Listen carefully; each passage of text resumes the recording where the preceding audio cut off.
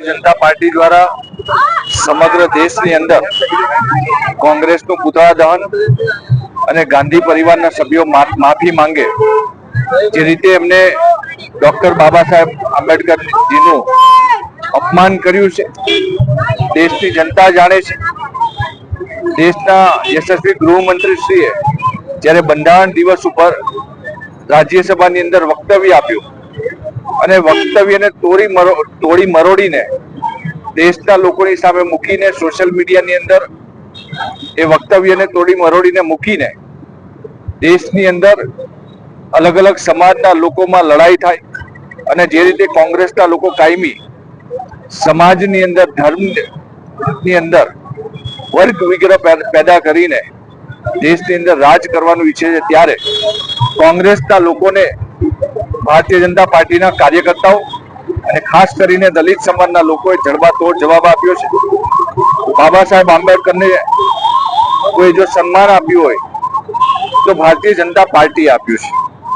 આ કોંગ્રેસની સરકારે ત્રણ વખત ગાંધી પરિવારના સભ્યોને ભારત રત્ન એવોર્ડ આપ્યો પરંતુ બંધારણના ઘડવૈયા ડોક્ટર બાબા સાહેબ આંબેડકરજીને આજ સુધી ભારત રત્ન એવોર્ડ એમને આપ્યો નથી।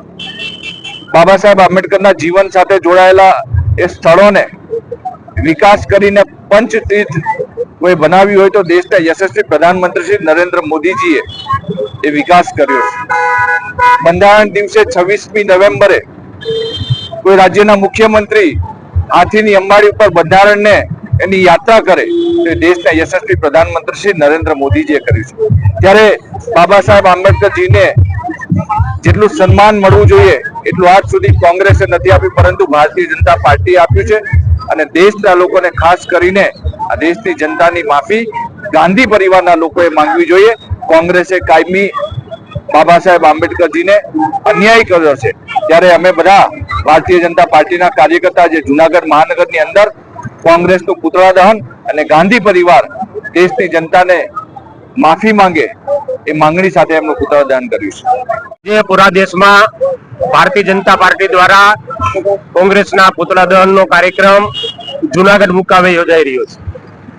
રાજ્યસભામાં સંવિધાન દિવસની ચર્ચામાં જ્યારે દેશના યશસ્વી ગૃહમંત્રી અમિતભાઈએ બાબા સાહેબ વિશે પોતાનું વક્તવ્ય આપ્યું એ વક્તવ્યને મચોડી અને પ્રપંચકેટા કરીને કટિંગ કરી આખું વક્તવ્ય રજૂ ન કરતા અમુક ભાગો રજૂ કરી અને સમાજમાં બે ભાગલા પાડવા માટેનું કામ અને કોંગ્રેસના મિત્રો અને કોંગ્રેસના સહયોગી સંગઠન દ્વારા કરી રહ્યું છે।